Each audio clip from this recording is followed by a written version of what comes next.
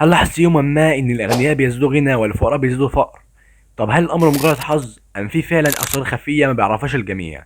في هذا الفيديو سأكشف لك الحقائق التي لن يخبرك بها احد عن المال، وهعرفك كمان ازاي تخرج من دائره الفقر. جهز نفسك، لانك لو فعلت بهذه المعلومات اللي هعرفها لك في هذا الفيديو بامكانك تغيير حياتك. الاغنياء ما بيفكروش في المال بنفس طريقه الفقراء. الفرق الاول والاكبر بينهم هو عقليه الثراء مقابل عقليه الفقر، وهو ان الغنى او الثراء مش بالمال، او كده بيتقاس بمقدار غنى وتفكير عقلك بيشتغل ازاي بالتفكير في المال. يعني لو اديت لشخص 1000 دولار، الفقير هيشتري تليفون جديد او اي حاجه انها تضيع هذا المقدار من المال. انما الغني اللي تفكيره ودماغه مبرمجه للثراء هيستثمرها في مشروع يولد دخل مستمر ليه، وهو ده الفرق بين العقل الثري والعقل الفقير.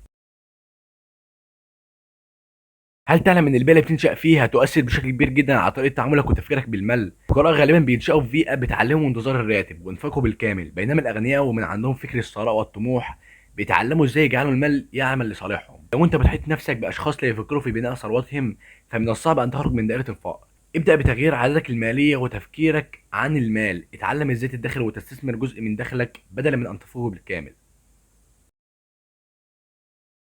الأغنياء بيعرفوا إزاي وكيف يستغلوا النظام المالي لصالحهم ولتكبير دائرة مالهم، بينما الفقراء بيعملوا صالح النظام المالي. يعني مثلا أنت كشخص رحت اشتغلت في مصنع مهما كان إيه 12 ساعة بتشتغل، يبقى أنت بتعمل النظام المالي.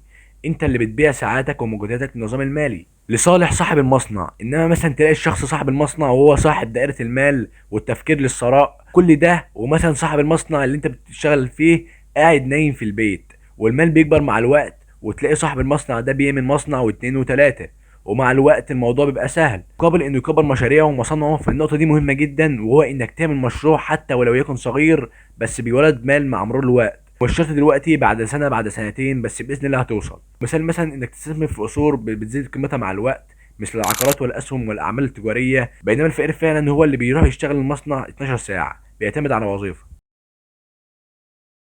الفقراء بيعتمدوا على القروض والاستلاف عشان يشتروا حاجات مش محتاجينها او مش مهمه الفتره دي، مما هيجعلهم بيغرقوا في الديون اكتر. بينما الاغنياء بيستخدموا الديون لشراء اصول تدر عليهم بالمال، بينما الفقراء بيستخدموا الديون لشراء الكماليات وما الى اخره. قبل ما تشتري اي حاجه بالديون اسال نفسك، هل ده هيزيد من ثروتي ام هيجعلني مديون اكتر؟ وحصل موقف فعلا قصادي غير فيها كتير جدا، وهي ان في واحده اعرفها عامله مشروع فراخ وكانت بتدين نفسها مثلا ب 10000 جنيه. قلت هو ايه الاهبل ده؟ ولكن لقيتها بتكبر مشروعها وتشتري فراخ اكتر، وفوقتها بعد شهر مثلا ب 15000 جنيه. والموقف ده اثر فيا جدا. وبكده وصلنا لنهايه الفيديو، وعرفنا مع بعض على 4 مفاتيح سحريه لكي تكون شخص ذو تفكير ثري.